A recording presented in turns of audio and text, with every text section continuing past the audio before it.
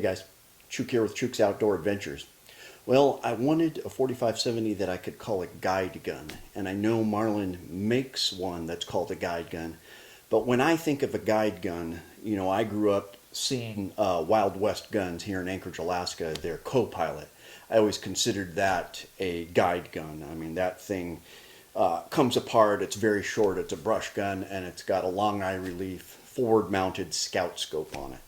And that's what I wanted. Even though this, I got the SBLT 1895, so it's the Trapper, and it was with the Skinner sights. Even though that pretty much is a guide to brush gun, I do a little bit better with an optic. As you can see from the last bear I shot with this 4 months ago, I had to hit it 8 times because I'm just better with an optic. So I went ahead and anyways, this gun is beautiful. Just check it out. I mean, 16.5-inch barrel, 35 inches total, very short, nice and heavy, matte stainless. It looks like a dull nickel. You know, they bead blasted it. Action is very smooth. Got the Pachmayr decelerator pad back here. And then I went ahead and got the XS sight rail from XS Sights. It's pretty nice. A Picatinny rail, 11 inches long. I was able to get the scout scope up there. Only 60 bucks on Amazon. The only problem I had with it is the anodized aluminum, the finish scratched. You know, you barely scratch it with some metal and the black finish comes off, and the screws were pretty soft, so you have to be careful installing it. If you want the ghost ring, it's an extra 100 bucks, but this rail itself is only 60 bucks. So I'm putting together my own guide gun for pretty cheap. You know, this is an inexpensive build. So then the next thing I had to do was the Vortex Scout Scope. Now, I've always had a either a Leupold Scout Scope, then that's really expensive, or the Burris. That's mainly what I had on my Scout rifles, is a Burris Scout Scope. And that thing will, you know, 350 bucks, something like that. It's well over $300. This Vortex Scout Scope is 150 bucks, brand new. And I believe it's a game changer, and that's what helped me keep this build pretty cheap. I mean, it's the Vortex Crossfire 2 2x7x32 Scout Scope. Second focal plane, it's got the V-Plex reticle, 9.45-inch eye relief. So the eye relief is way back there. I can just get on target real quick. I just love it.